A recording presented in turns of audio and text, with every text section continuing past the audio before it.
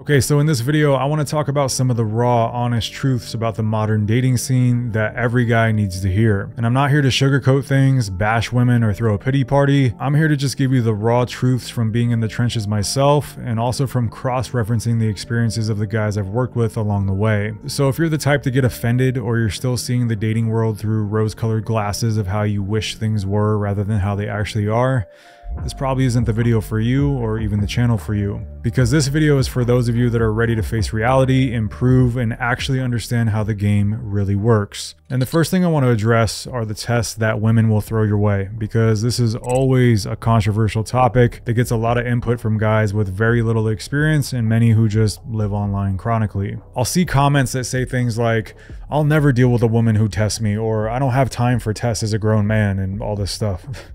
But the actual reality of the situation is that every single woman will test you at some point given enough time with her. It doesn't matter who you are. You could be a Greek god with every single attribute maxed out, and if a woman is with you long enough, she will test you. What will vary is the intensity of those tests based on her overall respect for you. But even if her respect for you is high, she's going to test you to some degree.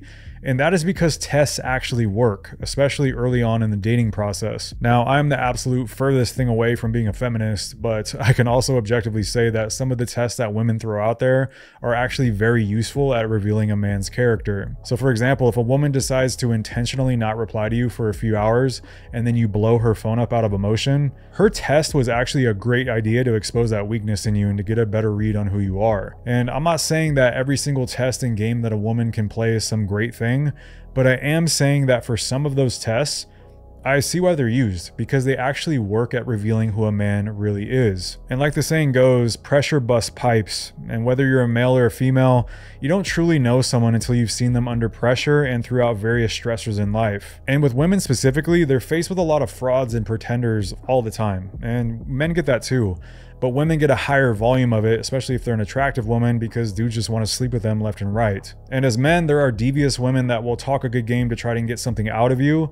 And sometimes you'll have to test women in your own way to get a read on what her character actually is. And it's the same thing for women, with the addition that they are wired to primarily select for safety and security traits. With something like engineering, stress tests are used to apply pressure and see if a structure can hold up under tough conditions. And in a similar way, when women test you, it's not always a malicious game. It's about seeing if you can handle the pressure and remain solid, or if you're a safe investment, in other words. Just like a stress test reveals if a building is built to last. It's not like every woman is just sitting there planning how to test you.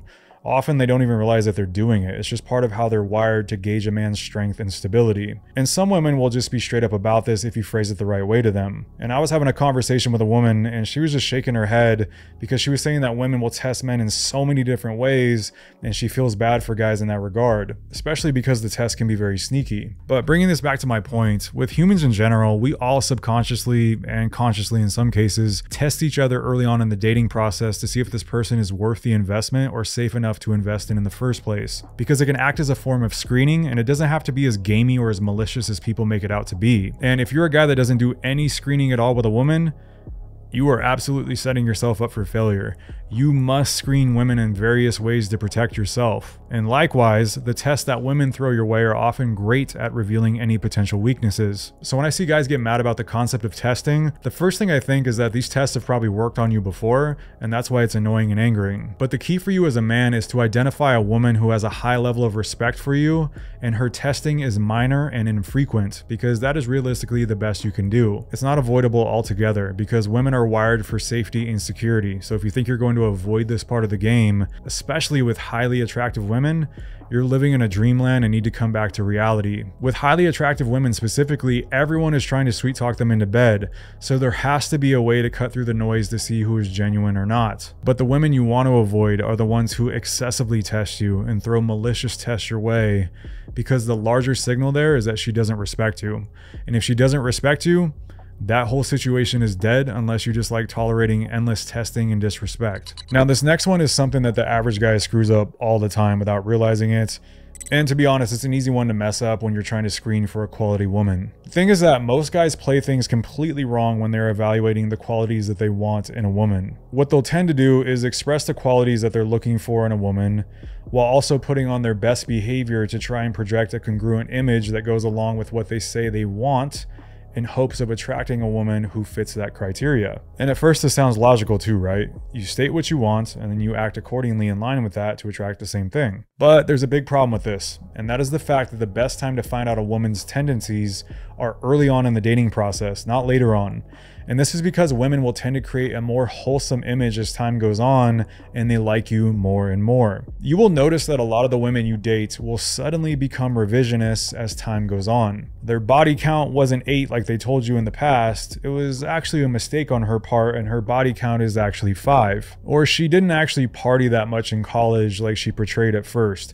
She was actually the mom of the group who was the boring one and didn't get drunk. And things like this go back to safety and security. As women begin to like you more and more and they want your commitment, they want you to see them in the best light possible. It's the same reason why you don't want to mention that time that you banged 3 girls in a day on a coke bender in college. You're afraid it'll make you sound bad and push her away, so you just casually leave that part of the story out or downplay it in hindsight. And humans tend to do this in general a lot of the time. So before some dude starts ranting about how women are trash in the comments, understand that this is human behavior in general to try and achieve the thing that we want. Of course, some people will be raw and straight up with you, but in general, women and people in general will usually try to project the best image of themselves in order to get what they want. So to counter this issue, it's much better for you to be completely non-judgmental and open in the beginning to get an accurate read on who she actually is. Because if you create that comfortable environment, you will hear about that foursome she had back in college if she's that type of girl, or you'll discover that she isn't as wild as some of these other girls are. But regardless of what the outcome is, you have a much better chance of getting presented with the truth when you're open about your own experiences and project a non-judgmental vibe. If you're one of these guys that says he wants a girl that doesn't go out to bars and clubs and has a body count under 3, and then a girl really likes you, some of these girls are going to magically become the girl who has a body count of 2 and has never partied in her life, when in reality she's got 30 bodies to her name and was a regular at the club, and you'll miss that in your screening process because of how you handled the situation early on. Now, this next one is something I see all the time online to the point where I just shake my head every time I see it now. And that's when guys just parrot the same phrase over and over, that dating apps don't work and they're a waste of time. The reason why I shake my head at this is because every single time I've evaluated a guy's profile after he says something like that, there is always a glaring flaw in his presentation.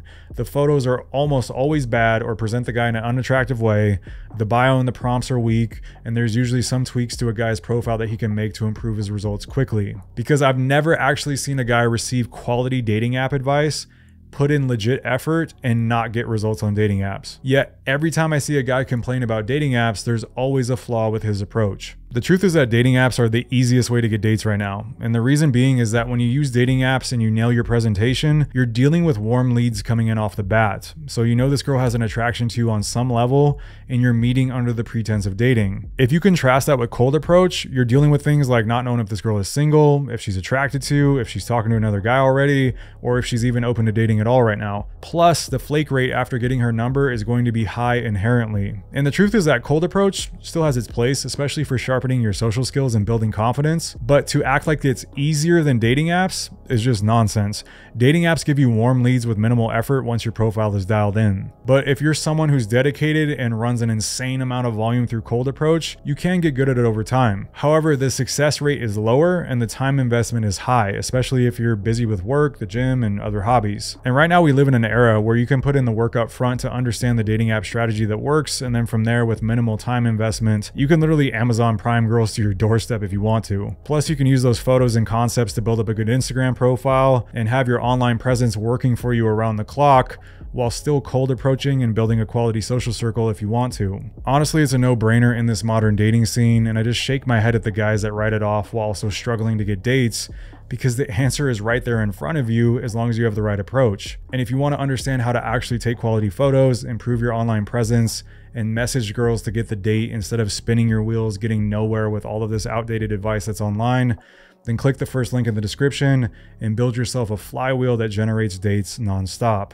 Now, this next point is one that a lot of guys don't want to face because they want to just be loved and desired for who they are, which is a nice thought in theory. But in reality, humans tend to respect and want other humans that provide value. Your job wouldn't hire you just for being a nice guy, and most of your friends would likely ditch you if you just sat on the couch for the next 30 years and let yourself waste away into oblivion. It's the exact same thing with women, and the thing to understand is that the best thing you can do in the short and long term is constantly work to improve your value, because seduction and dating is largely a negotiation taking place, and you need table stakes to effectively negotiate. And the truth is that you're evaluating a woman for the exact same thing. If she isn't cute to you, she's immediately operating from a deficit and likely can't even sit at the negotiation table to start with. Her value is just too low to be considered for the position, whether it's a short-term fling or a long-term relationship, so she is immediately disqualified. And bringing this back to us as men, the best thing you can do is establish a dating plan that is efficient and gets you exposure to women as often as possible, so you can put the vast majority of your effort into raising your value. And the funny thing is that as you increase your value higher and higher,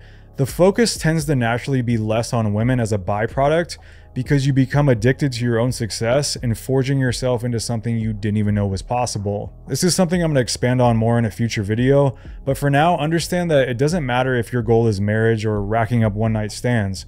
You must optimize your value for the given situation in order to effectively negotiate, because you are in a negotiation whether you like it or not. If you're optimizing for hookups and your physical presentation sucks, you're going to struggle because your negotiating power is weak. If you're optimizing for getting married and you don't have any financial stability, you're going to struggle because your negotiating power is weak.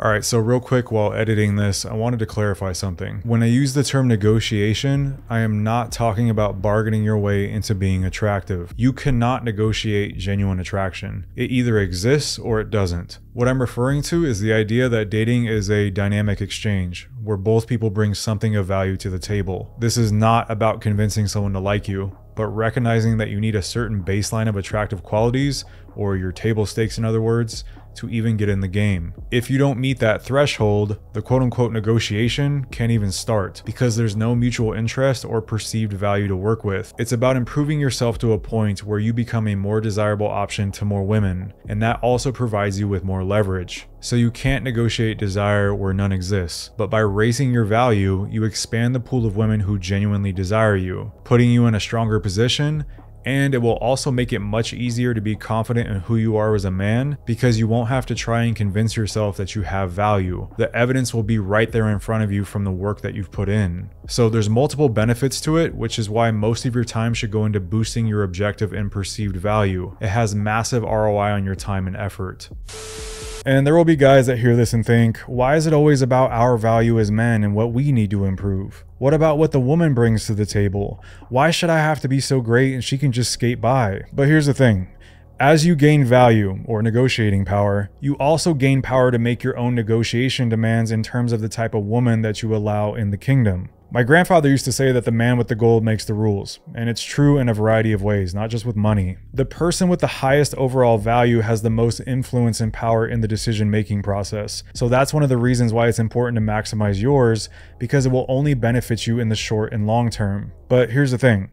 All the value in the world means nothing if you're negotiating with someone who never even wanted to be at the table in the first place, which brings me to the next point. And this one truly changes everything about dating when you implement it. And at first, it may sound contradictory, especially after I just said that as your value increases, you get to choose who you want to allow in the gates. But the key caveat is that you can only select from the pool of women who choose you. By maximizing your value, it gives you negotiation power and broadens the pool to select from, but you still need to prioritize women who genuinely desire you. Without that mutual interest, all the value in the world won't fix a one-sided dynamic. You cannot negotiate with someone who doesn't enter in negotiations with you first. So if you run a business, we cannot strike a business deal if I refuse to sit down at your desk for a meeting. You'll simply be sitting there talking to yourself. And this may sound obvious, but this is also what a lot of guys do in the sense that they ignore their own value relative to the woman they want to attract, and will oftentimes expect to pull a 9 when they're really a 5 themselves, and along the way they ignore the women who actually have interest in them. Besides some of the obvious issues with this, A major one is that if you have to convince a woman to be with you, or you have to buy her love and affection, you're always going to be operating from a deficit that has you at the mercy of her wants and needs. And this is where a lot of tumultuous relationships come from. The guy's barely treading water in a situation where a woman runs the show because she views her value as being higher than him and she doesn't respect him. And I personally know a married man who is a doctor, and when he met his wife, he led with impressive dates, traveling, and gifts. He even gave her his credit card early on, and now he's in a position to where he's just a money piñata that she hits whenever she wants something. And she's also cheated on him numerous times. And this situation is way more common than some of you may think. And guys are getting crushed all the time because they honed in on a woman that they wanted rather than a woman who genuinely liked them and wanted to be with him. And this is something also to keep in mind with approaches and rejection. A lot of guys will let rejection crush them, but you have to understand that you're probing for women who have genuine desire for you. You work to increase your value to increase the likelihood of a wider range of women finding you desirable, but from there, it's about finding out which women actually have genuine desire for you. Those are the women you select from if you're smart, and this is why improving your value is stressed so much.